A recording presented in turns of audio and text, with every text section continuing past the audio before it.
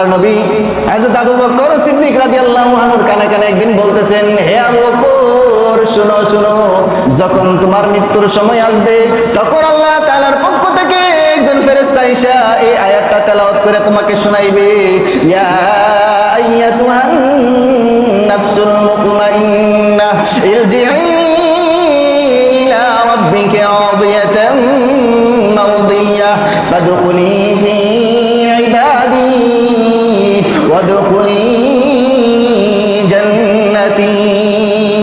যখন মুমিনের কানে এই সংবাদটা পৌঁছবে যে আল্লাহ তাআলা তাকে ভালোবাসে, আল্লাহ তাআলা তাকে ডাকতেছে ফিরে যাওয়ার জন্য, তখন সে আনন্দে আত্মহারা হয়ে যাবে। এই আনন্দে আত্মহারার সময় ফেরেশতা দ্বয় তার জানটাকে বের করে নিয়ে আসবে।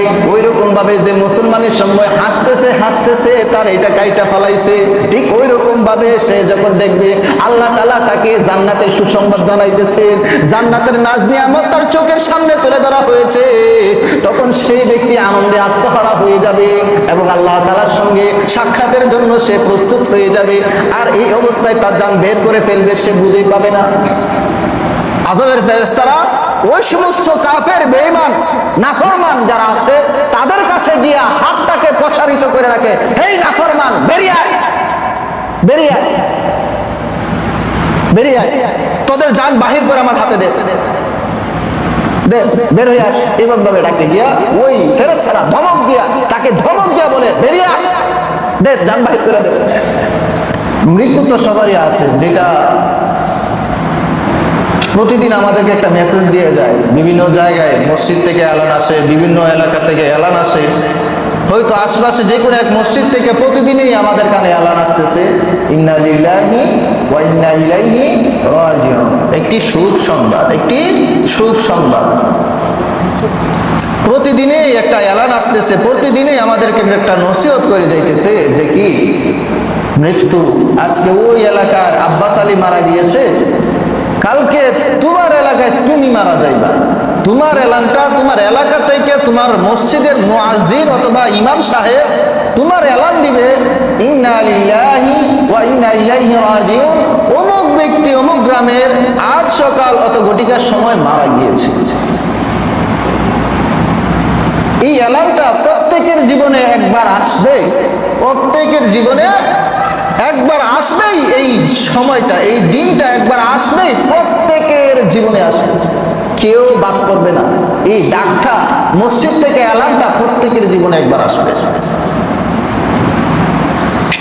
তো বলেছিলাম, কথা ছিল যে প্রত্যেকে তো চলে যাইতে হবে, আমরাও মরব, কাফেরও মরবে। তাহলে আমাদের বেলায় দেখা যায় আমাদের মৃত্যু যন্ত্রণা হয়, আবার কাফেররা যখন মারা যায় দেখা যায় কাফেরদেরও মৃত্যুর যন্ত্রণা হয়। তাহলে কাফেরদেরও মৃত্যুর যন্ত্রণা হইতেছে, আমরা যারা আছে আমাদেরও মৃত্যুর যন্ত্রণা হইতেছে, তাহলে তার তফাৎ রইল না, কাফের আর মুমিন এক হয়ে গেল।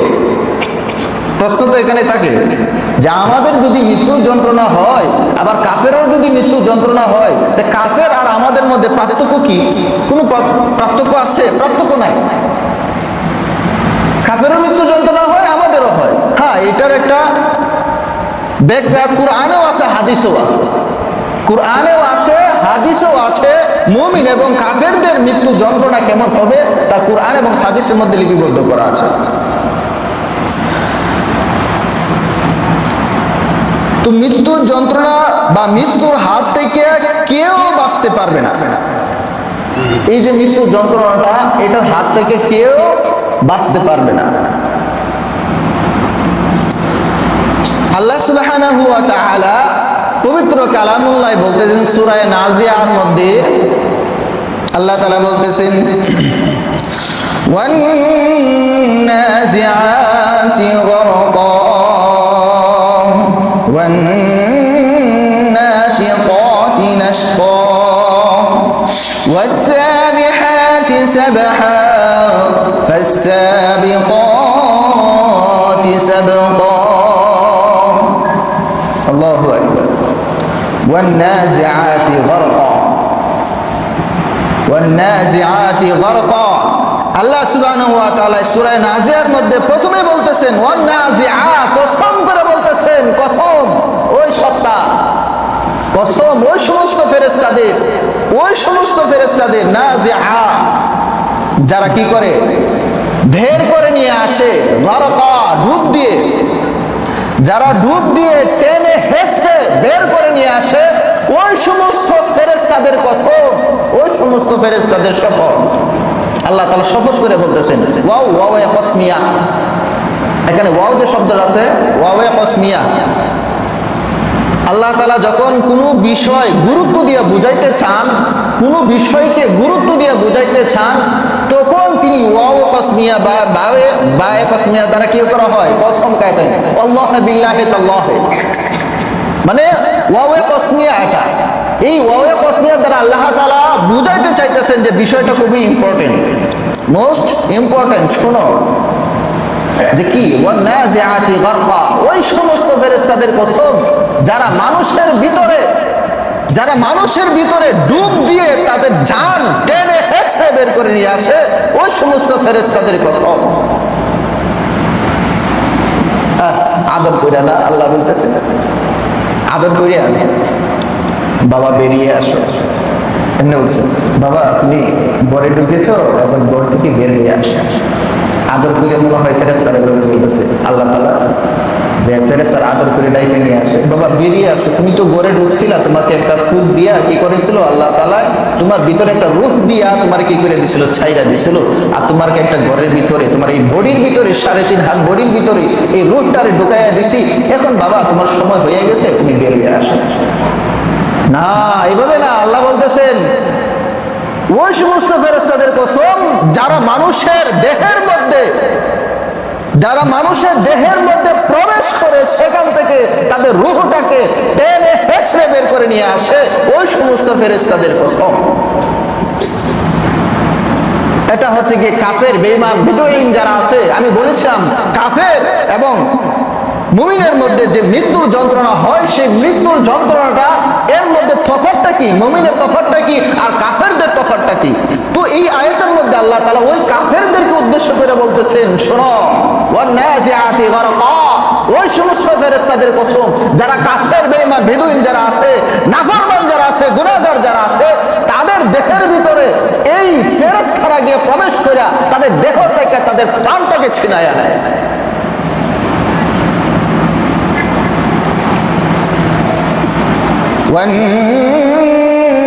والناشطات نشطا,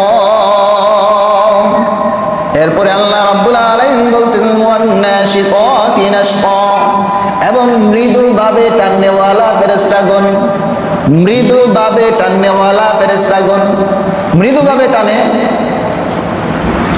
যেমন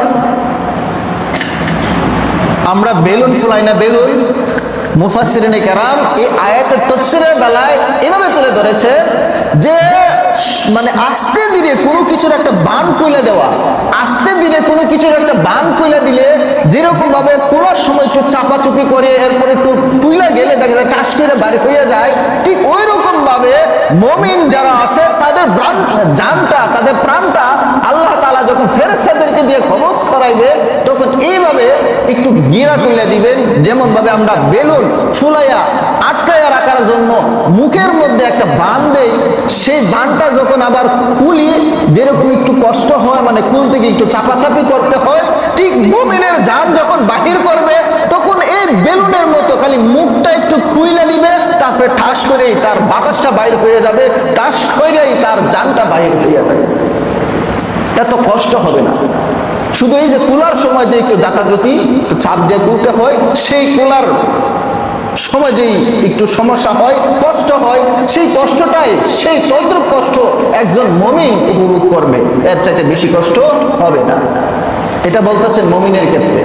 কাফেরের ক্ষেত্রে বলতেছেন ওয়ান্নাজিআতি গারকা, সজোরে টাননেওয়ালা ফেরেশতাগণ, আযাবের ফেরেশতারা আইসা তাফসীরের কিতাবে লিখছেন 500 আযাবের ফেরেশতা আছে ওই পাপী ব্যক্তির জান কবজ করার জন্য।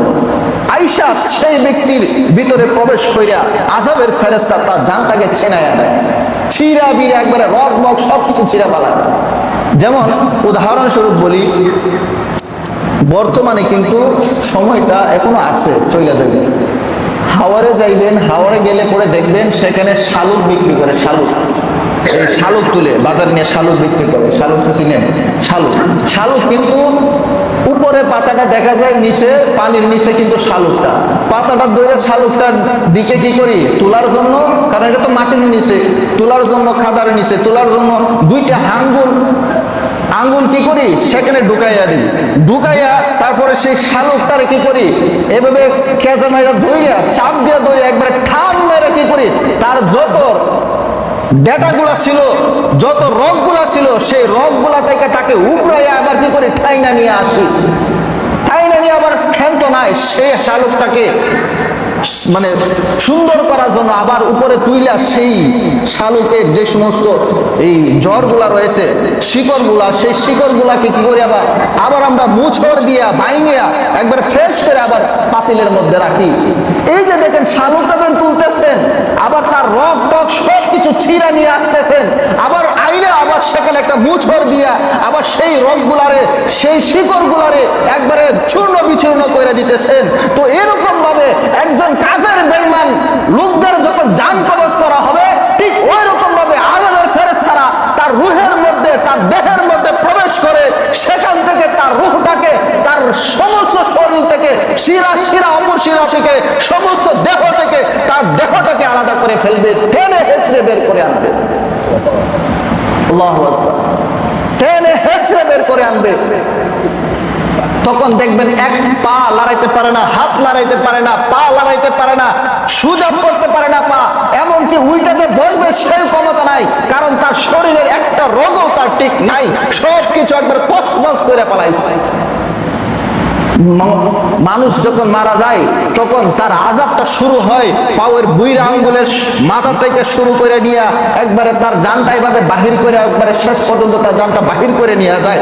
এই যে পায়ের থেকে শুরু করে আযাবটা, সেই যন্ত্রণাতে পায়ের থেকে শুরু করে জান বাহির করা, দেখবেন আস্তে আস্তে মানুষ যখন মৃত্যুর কোলে ধাবিত হয় তখন অনেক মানুষ গিয়ে তার পা চেক করে দেখে তার পা ঠান্ডা হয়ে গেছে কিনা।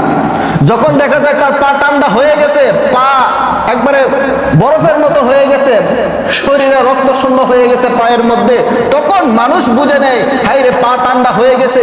কিন্তু পায়ের উপরে দেখা যায় উরুর মধ্যে এখনো গরম অনুভব আছে, পেটের মধ্যে পিঠের মধ্যে এখনো গরম অনুভব আছে, কিন্তু পায়ের মধ্যে তার সেই অনুভব নাই, পা শীতল হয়ে গেছে। তখন বুঝা নেয় যে কি ওই ব্যক্তির মৃত্যুর সময় হয়ে গেছে, ওই ব্যক্তির মৃত্যুর সময় হয়ে গেছে, কিছুক্ষণ পরে সে ইন্তেকাল করবে, কিছুক্ষণ পরে সে ইন্তেকাল করবে।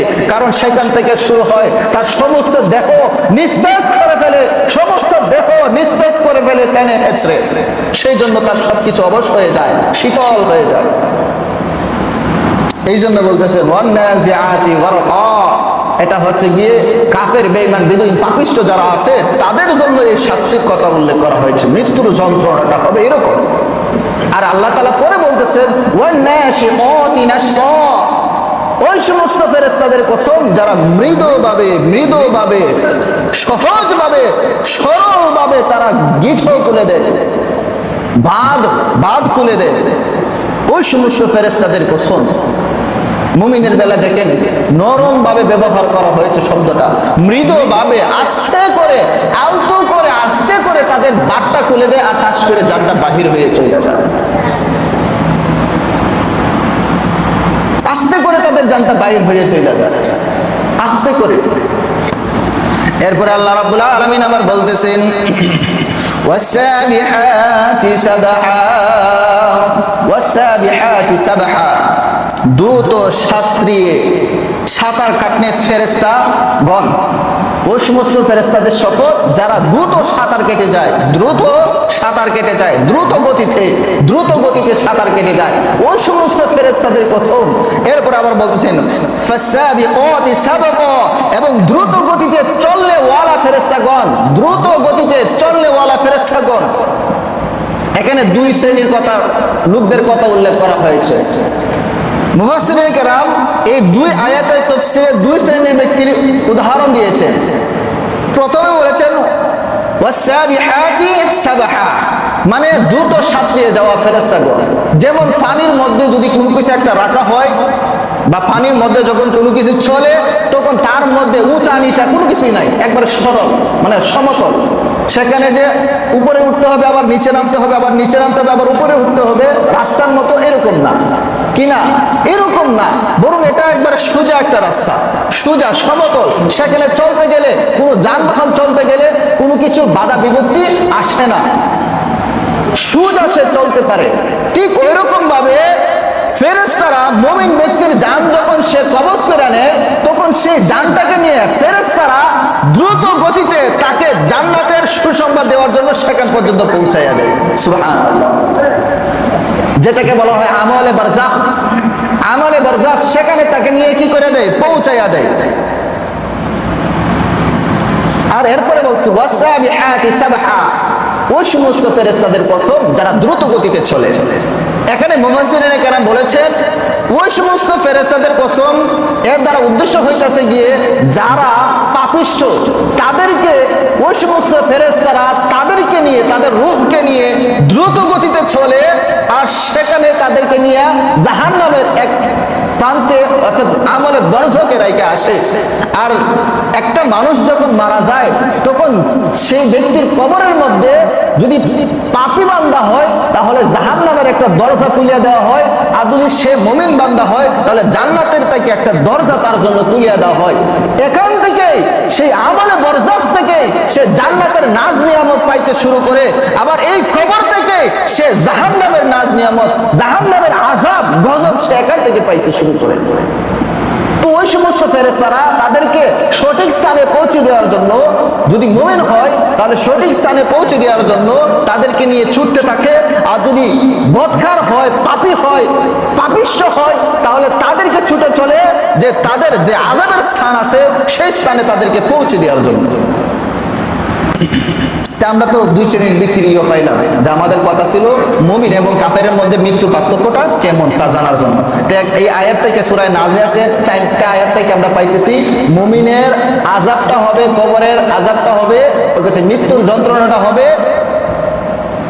বাদ কুইলা দেওয়ার মতো, বাদ কুইলা দেওয়ার মতো। আরেকটু উদাহরণ দিয়ে বলি আপনাদেরকে, আমরা দেখেন না এই বাড়িতে আজান দিয়ে ইয়া করাই না, মুসলমানি দিই না, সুবের ফুলা বান্ধে বাড়িতে আজান দিয়ে মুসলমানি দিই।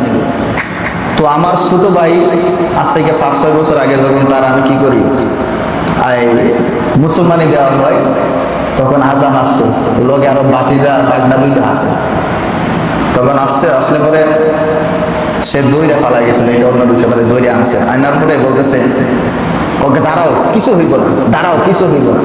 কারণ বাচ্চা ফোলাফান তো একটু কান্নাকাটি করবে, এদিক সেদিক ছুটাছুটি করবে, এদিক সেদিক ছুটাছুটি করবে বাচ্চা ফোলাফান ভয় পাইয়া।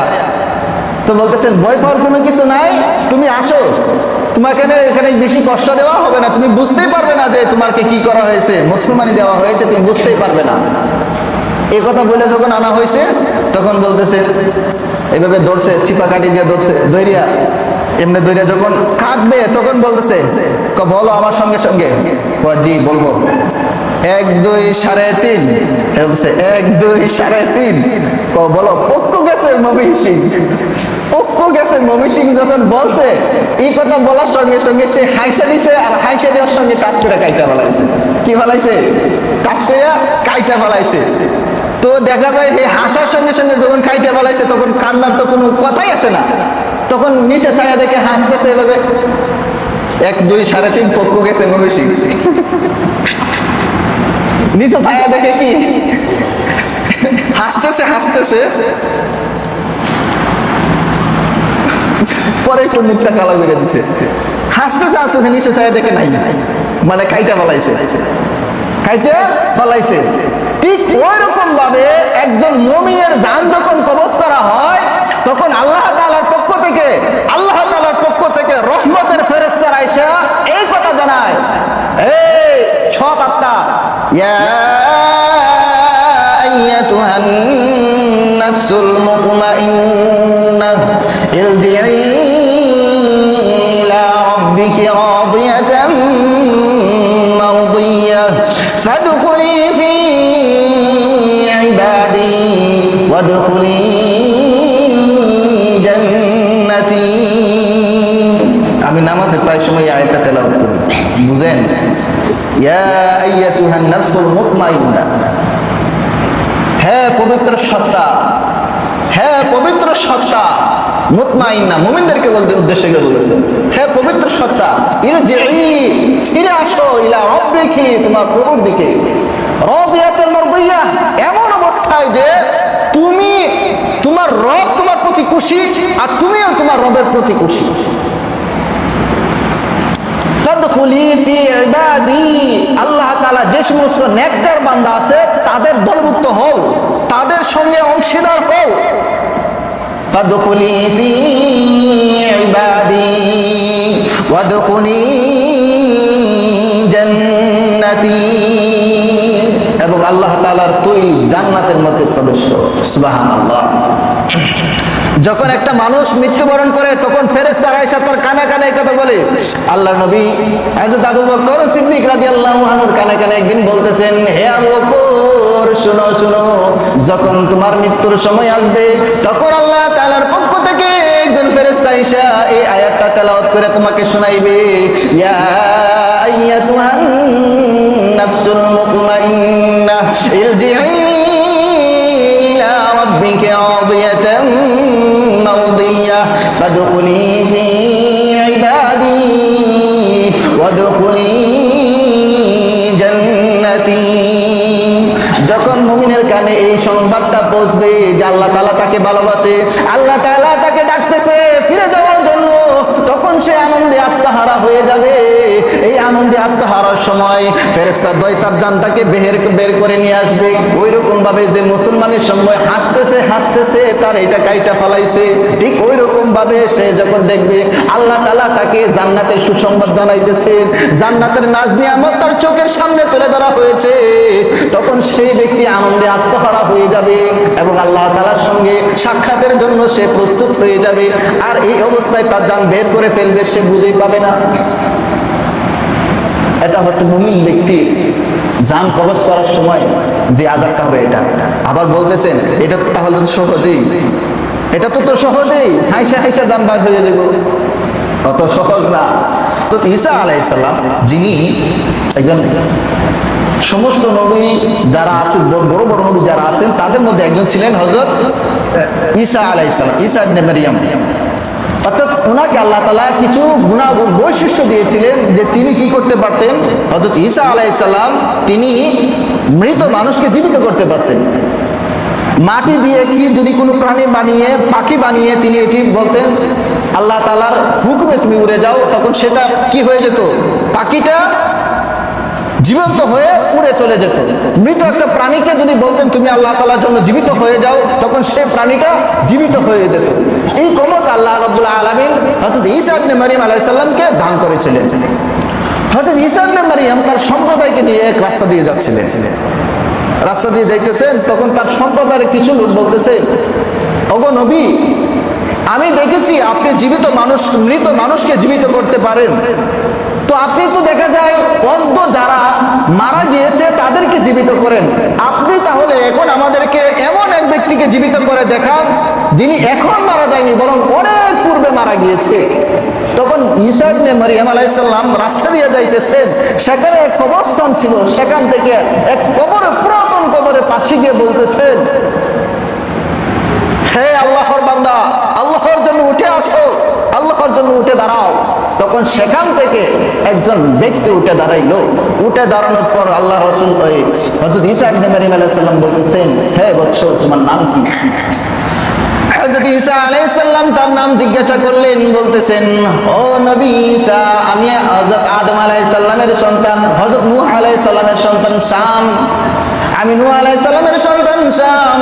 ও ঈসা, ওনাকে অনেক কিছু জিজ্ঞাসা করা হইল, অনেক কিছু জিজ্ঞাসা করা হইল, আমি যেটা আপনাদেরকে বলতে চাই এর মধ্যে থেকে তিনি একটা কথা জিজ্ঞাসা করেছিলেন, এই শাম, তুমি যদি এই দুনিয়াতে থাকতে চাও, আমি আল্লাহ তাআলার কাছে দরখাস্ত করব, আল্লাহ তাআলার কাছে আবেদন করব যেন আল্লাহ রাব্বুল আলামিন তোমাকে এই দুনিয়াতে থাকার অবকাশ দেন, তোমাকে এই দুনিয়াতে থাকার কিছু সময় দেন।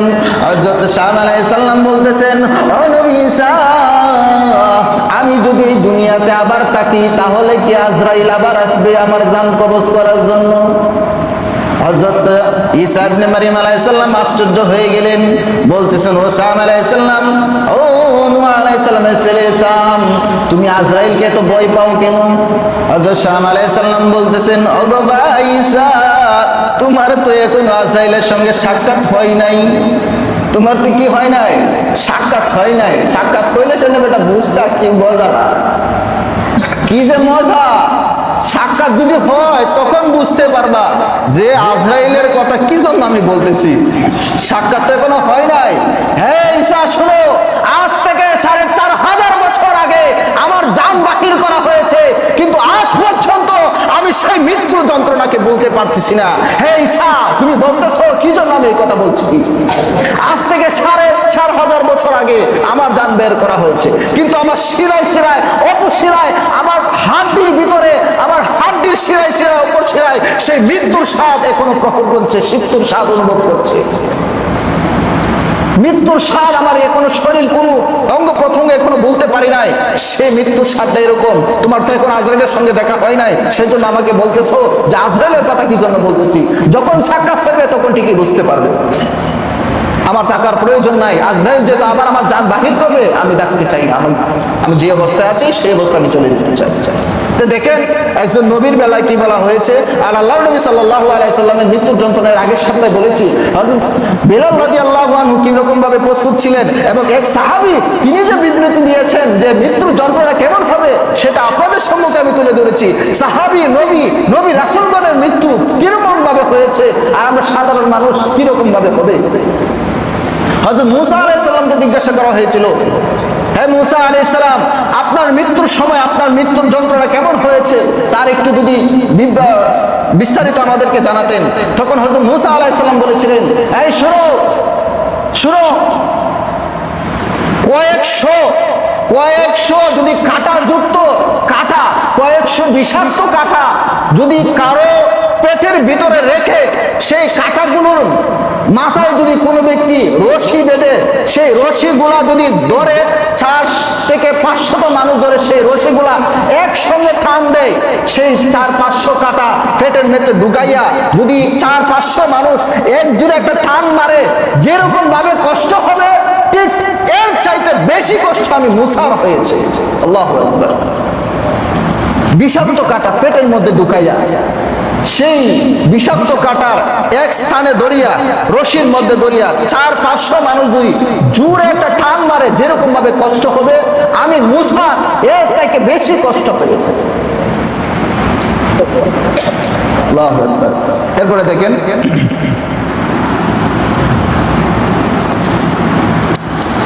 আল্লাহ রাব্বুল আলামিন পবিত্র কুরআনুল কারীমে সূরা কাফের 19 নম্বর আয়াতে বলতেছেন, ওয়াজাআত সাকরাতুল মাউত বিল হক যালিকা মা কুনতা মিনহু তাহিদ। ওয়াজাআত সাকরাতুল মাউত, ওয়াজাআত আসবে কি? সাকরাতুল মাউত বিল হক, এই যে মৃত্যু যন্ত্রণা আছে এটা আসবে, এটা তাকে কেউ পালাইতে পারবে না। যালিকা মা কুনতা মিনহু তাহিদ, অথচ তোমরা এর থেকে পালাইতে চাইতে। মৃত্যুর যন্ত্রণা আসবে, এটা 100% আল্লাহ তাআলা বলতেছেন আসবে, এটা সত্য। শুনো, এটা সত্য, মৃত্যুর যন্ত্রণা আসবে। আর এই মৃত্যুর যন্ত্রণা থেকে তোমরা কি করতে? পালাইতে চাইতে, কিন্তু পারবে না। এটা একদিকে আল্লাহ রাসূল সাল্লাল্লাহু আলাইহি সাল্লামকে ইঙ্গিত করা হয়েছে। আল্লাহ রাসূল সাল্লাল্লাহু আলাইহি সাল্লাম যখন মৃত্যুর যন্ত্রণায় ছটফট করতেছিলেন, হাত লম্বা করতেছিলেন, পা লম্বা করতেছিলেন, তখন বলতেছিলেন আল্লাহুম্মা রফিকিল আলা, আল্লাহুম্মা রফিকিল আলা। তখন এই দিক উদ্দেশ্য করে বলতেছেন যে আপনি আশ্রয় চাইতেন, কিন্তু সত্য এটাই যে মৃত্যুর হাত থেকে বাঁচা যায় না, এটা আসবেই, এটা স্বাদ গ্রহণ করতে হবে, স্বাদ গ্রহণ করতেই হবে। এরপরে আল্লাহ রাব্বুল আলামিন সূরা আনআমের মধ্যে বলতেছেন 93 আয়াত, ওয়ালাউ তারা ইযিল যালিমুনা ফি গামরাতিল মাউতি ওয়াল মালাইকা। আল্লাহ রাসূল সাল্লাল্লাহু আলাইহি সাল্লামকে উদ্দেশ্য করে বলতেছেন ওয়ালাউ তারা ইযিল যালিমুন, আপনি যদি দেখতেন, আপনি যদি দেখতেন যে জালেমদের যখন মৃত্যু আসে, সেই গমরাতিল মাউত, মৃত্যুর যন্ত্রণা যখন হয়, তখন যদি আপনি দেখতে পাইতেন ওয়াল মালাইকাতু বাসিতু আইদিহিম, যে আযাবের ফেরেশতারা তাদের হাতকে প্রসারিত করে রাখে, এভাবে প্রসারিত করে রাখে, আখরিজু আনফুসাকুম, এই তোমরা তোমাদের নফসকে, তোমরা তোমাদের জানকে বাহির করে হাতে দাও, আমার হাতে দাও। আযাবের ফেরেশতারা ওই সমস্ত কাফের, বেঈমান, নাফরমান যারা আছে তাদের কাছে গিয়া হাতটাকে প্রসারিত করে রাখে, এই নাফরমান বেরিয়ে আয়, বেরিয়ে আয়, বেরিয়ে আয়, তোদের জান বাহির করে আমার হাতে দে, দে, বের হয়ে আস। এমন ভাবে ডাকে গিয়া ওই ফেরেশতারা ধমক দিয়া, তাকে ধমক দিয়া বলে বেরিয়ে আয়, দে, জান বাহির করে দে। এরপর আল্লাহ রাব্বুল আলামিন আবার বলতেছেন আল ইয়াউমা তুজজাউনা আযাবাল হুন, আল ইয়াউমা তুজজাউনা আযাবাল হুন। তখন ওই ফেরেশতারা তাকে উদ্দেশ্য করে বলে, এই শোন শোন, আল ইয়াউমা তুজজাউনা আযাবাল হুন, আজ তোকে কি করা হবে, জাহান্নামের তোরে লাঞ্ছনাদায়ক শাস্তি দেওয়া হবে, আজ তোকে লাঞ্ছনাদায়ক শাস্তি দেওয়া হবে, বেরিয়ে আয়, বেরিয়ে আয়, জান বেরিয়ে আয়, বের করে দে, তোর জান বের করে দে। বিমা কুনতুম তাকুলুনা আলাল্লাহি গায়রাল হক ওয়া কুনতুম আন আয়াতিহি তাস্তাকবিরুন। এরপরে আল্লাহ রাব্বুল আলামিন বলতেছেন কেন এই জন্য, মানে এইগুলা বলা হইল, কি জন্য বলা হইল, যে কি করত ওই সমস্ত ব্যক্তি, তারা কি করত, আল্লাহ তাআলাকে মানতো না, আল্লাহ তাআলাকে কি করতো না, আল্লাহ তাআলাকে অস্বীকার করতো, আল্লাহ তাআলাকে মানতো না, এবং আল্লাহ তাআলার আয়াত নিদর্শন যে আছে, আল্লাহ তাআলার আয়াত যে আছে, সেই আয়াতকে অস্বীকার করতো। আর ওই সমস্ত জালেমদের কথাই আল্লাহ রাসূল সাল্লাল্লাহু আলাইহি সাল্লামকে উদ্দেশ্য করে বলতেছেন, হে নবী, তুমি যদি দেখতে যে কাফেরের মৃত্যুর যন্ত্রণা কেমন হতো, কেমন হচ্ছে, তুমি দেখতে পাইতে, এর মালিকের রাসূল সাল্লাল্লাহু আলাইহি সাল্লাম দেখতে পাইতেছে না, বরং যদি দেখতে পাইতে যে তাদের মৃত্যুর যন্ত্রণা কিরকম ভাবে হইতেছে। যে এখানে কি পাইলাম আমরা এই আয়াত দ্বারা পাইছি যে কাফের, বেঈমান, ইহুদি, খ্রিস্টান, নাসারা যারা আছে তাদের মৃত্যুর যন্ত্রণা অত্যন্ত লাঞ্ছনাদায়ক ভাবে হবে, অত্যন্ত লাঞ্ছনাদায়ক ভাবে হবে। এইভাবে আযাবের ফেরেশতারা আয়েশা তাকে ধমক দিয়ে বলবেন, হে বেরিয়ে আয়, তোর জানটা আমার হাতে তুলে দে, বেরিয়ে আস, এভাবে ধমক দিয়ে তাকে গিয়ে বলবে। এরপরে দেখেন আল্লাহ রাব্বুল আলামিন সূরা ওয়াকিয়া 83 নম্বর আয়াত ও 84 নম্বর আয়াতে বলতেছেন, ফালাউলা ইযা বালাগাতিল হুলকুম ওয়া আনতুম হিনাইযিন তানজুরুন, ফালাউলা ইযা বালাগাতিল হুলকুম, যখন তাদের কণ্ঠনালীতে তাদের প্রাণ এসে যাবে, তাদের কণ্ঠনালীতে তাদের প্রাণ এসে যাবে, এসে পৌঁছবে, ফালাউলা ইযা বালাগাতিল হুলকুম ওয়া আনতুম হিনাইযিন তানজুরুন, তখন তারা এই যে প্রাণটা যখন আয়েশা পৌঁছে, গলার মধ্যে আয়েশা যখন একবারে শেষ সীমানা পর্যন্ত আয়েশা পৌঁছে, তখন তারা অপলক দৃষ্টিতে চাইয়া থাকে, কিন্তু কিছুই করতে পারে, কিছু করতে পারে না। পাশে যারা আছে, আমাদের মধ্যে অনেক ব্যক্তি আছে, আমাদের সামনে আমাদের দাদা, নানি, মামা, অনেক আত্মীয় স্বজন আমাদের সামনে দম ত্যাগ করছে, আমাদের সামনে নিজে প্রাণ ত্যাগ করছে, কিন্তু আপনি তো সাথে দাঁড়াইয়া ছিলেন, আপনি তো পাশে দাঁড়ানো ছিলেন, কই আপনি পারলেন না আপনার সেই জানটা বাহির হওয়া থেকে বিরত রাখতে, পারলেন না সেই জানটাকে বাহির হওয়া থেকে বিরত রাখতে? না, এটা আমাদের দ্বারা সম্ভব নয়। এই কথা আল্লাহ রাব্বুল আলামিন বলতেছে যে কাফের, বেঈমান, ইহুদি, খ্রিস্টান, নাসারা যারা আছে তারা মনে করে যে তারা কি এখান থেকে সবকিছুর মধ্যে তারা ক্ষমতা প্রয়োগ করতে চায়, সবকিছুর মধ্যে তারা পাওয়ার ব্যবহার করতে চায়। তখন আল্লাহ তাআলা বলতেছে, এই শোনো, যখন তোমাদের মৃত্যুর সময় এসে পড়ে, মৃত্যুর সময় যখন এসে পড়ে, তোমাদের মৃত্যু যখন, তোমাদের প্রাণ যখন কণ্ঠের মধ্যে এসে পৌঁছায়, তখন দেখা যায় তোমাদের মধ্যে অনেকে দাঁড়াইয়া থাকে, তখন তো তাদের কোনো ক্ষমতা দেখি না, তারা তো পাওয়ার কাটাইতে দেখি না, তখন কোন থেকে সে প্রাণটাকে আবার ফিরে নিয়ে আসো। আর এটা কখনো হবে না, আর এটা কখনো হবে না, কখনো হবে না। চাইয়া থাকে যদি এটা আপনি ব্যক্তির দিকে উদ্দেশ্য করেন, যে ব্যক্তি মারা যাচ্ছে সে চাইয়া দেখে যে কই আমি তো চলে যাচ্ছি, আমাকে রক্ষা করো, আমি তো চলে যাচ্ছি, আমাকে বাঁচাও।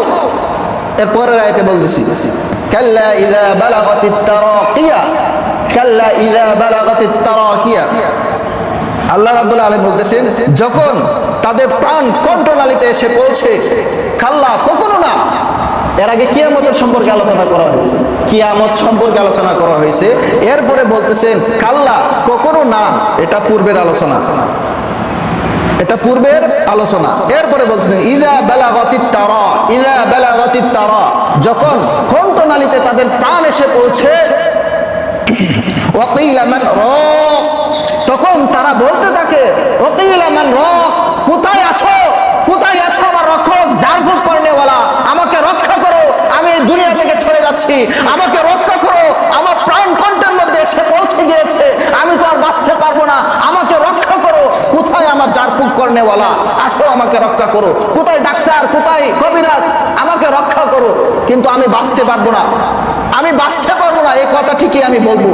এই কথা যদি আপনি কাল্লা ইযা বালাগাতিত তারাকিয়া, যখন এসে পৌঁছবে, কি বলবে, তাদের প্রাণ কণ্ঠনালীতে এসে পৌঁছবে, তখন বলতেছেন ওয়াকিয়া কিলা মান রাক, তখন ওই সমস্ত ব্যক্তি অথবা ফেরেশতা, দুই দিক দিয়ে হইতে পারে, মুফাসসিরিন কেরাম দুই দিক থেকে উল্লেখ করেছেন যে এই শব্দটা যদি আমরা ফেরেশতার দিকে উল্লেখ করি, মানে ফেরেশতার দিকে নিসবত করি, তাহলে হবে যে ফেরেশতারা তাকে উদ্দেশ্য করে বলবে এই আদম সন্তান, এই শুন, এই বৎস শুন, যদি পাপী হয় তাহলে বলবে এই নাফরমান, হে ইয়া আইয়াতুহাল খবিসা, হে খবিস সত্তা, হে খবিস আত্মা, এরকম ভাবে উদ্দেশ্য করে বলবে দেখি মান রব, তোর কোথায় জারফুক করনেওয়ালা আছে, তোর ডাক্তার কোথায় আছে, তুই তো ডাক্তারের বাড়িতে দুই তিনটা ডাক্তার রাখছস, কবিরাজ রাখছস, আর অনেক কিছু রাখছস এই মৃত্যু থেকে বাঁচার জন্য।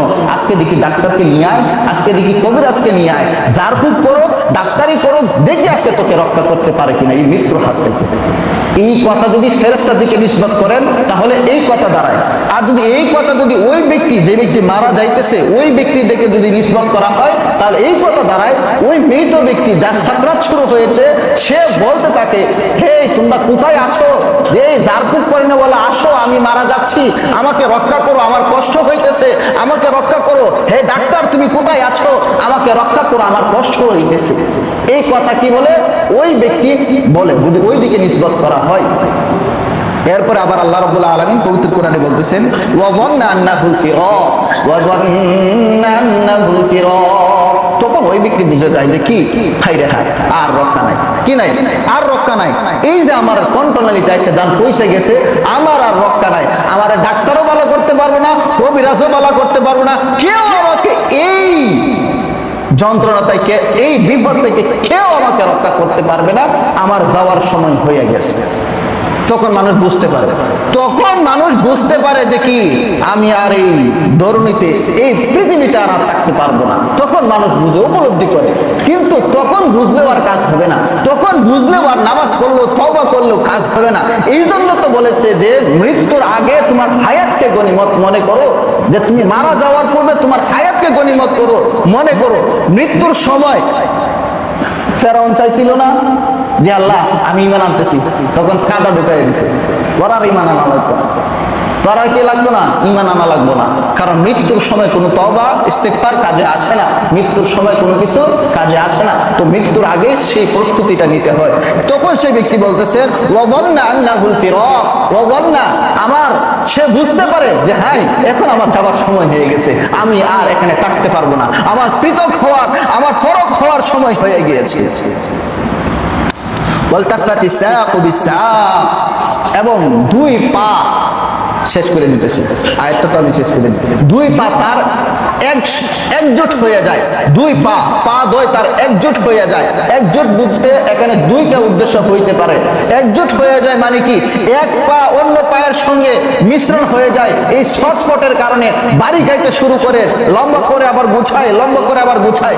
এই যে বাড়ি খাওয়া শব্দটা, বাড়ি খাওয়ার দিকটা এইদিকে লক্ষ্য করা হয়েছে যে এক পা অন্য পায়ের সঙ্গে কি হয়ে যায়, জড়িত হয়ে যায়, মিলিত হয়ে যায়, মিলিত হয়ে যায়।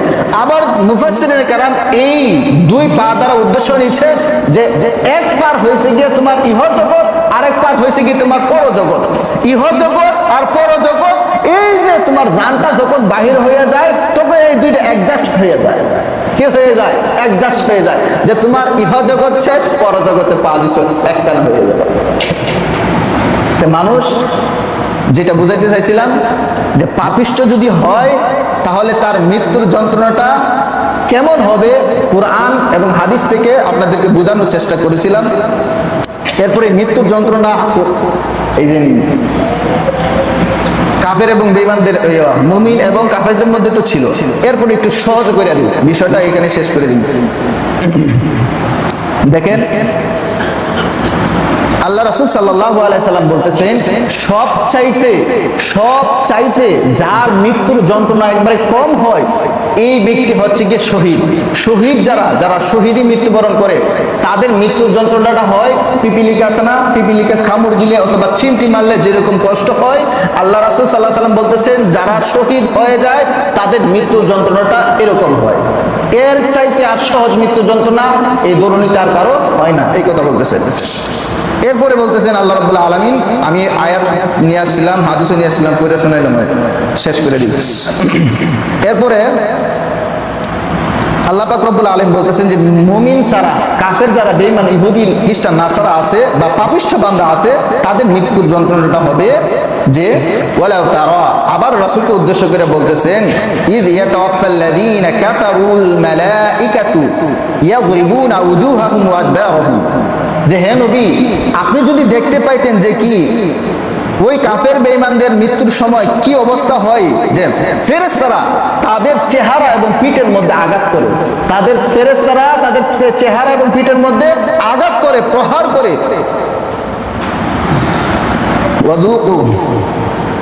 ওয়াযুকুল আযাবাল হারিক, এবং তাদেরকে উদ্দেশ্য করে বলে, হেই শুনো, আজকে তোমাকে জাহান্নামের শাস্তি উপভোগ করাবো, আজকে তোমাকে জাহান্নামের শাস্তি, জাহান্নামের আগুনের শাস্তি তোমাকে উপভোগ করাবো, জাহান্নামের শাস্তি তোমাকে উপভোগ করাবো। এটা হচ্ছে গিয়ে পাপী যে বান্দা, সে বান্দার বেলা ফেরেশতা আইসা এইভাবে জানটা কবজ করে আর এই কথা আইসা বলে। আর মুমিন যখন মারা যায় তখন বলে কি লাদখুলিল জান্নাহ ক্বালা ইয়া লাইতা কওমি ইয়ালামুন। এটা এক ব্যক্তি ছিল, তখন অনেক এক ব্যক্তি ছিল, তাকে কি করা হয়েছিল, সে মানুষকে ইসলামের পথে দাওয়াত দিত, এই তোমরা এই কাজ করতেছো এটা ঠিক না।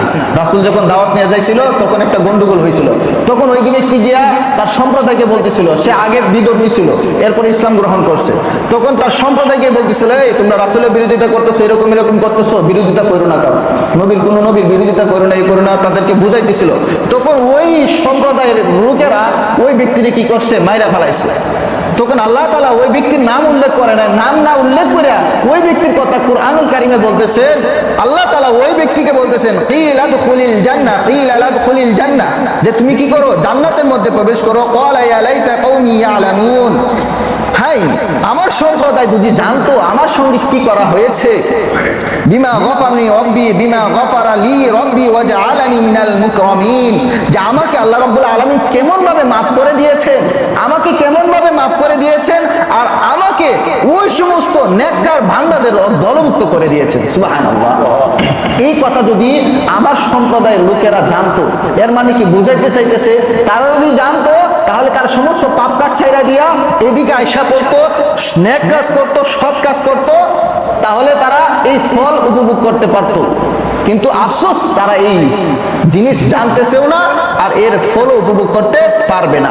তো এখানে একটা মেসেজও আছে যে এইভাবে যদি আল্লাহ রাব্বুল আলামিন তোমার উপর রহম করতে চায় তাহলে সৎকর্ম করতে হবে। আর যদি সৎকর্ম করি তাহলে আমাদের জন্য জান্নাতের সুসংবাদ আছে যে আল্লাহ তাআলা বলতেছে তুমি কি করো, জান্নাতে প্রবেশ করো। মানে কি, এখনো তো হিসাব নিকাশ হয় নাই, তাহলে জান্নাতের কথা আসছে কইছি গিয়া, মানে তাকে সংবাদ দিছে যে তুমি জান্নাতি, মানে জান্নাত যখন হিসাব হয়ে যাবে তুমি জান্নাতে প্রবেশ করবা। তো আল্লাহ পাক রব্বুল আলামিন আমাদের প্রত্যেককে মৃত্যুর আগে মৃত্যুর সামানা গুজার তৌফিক দান করুন।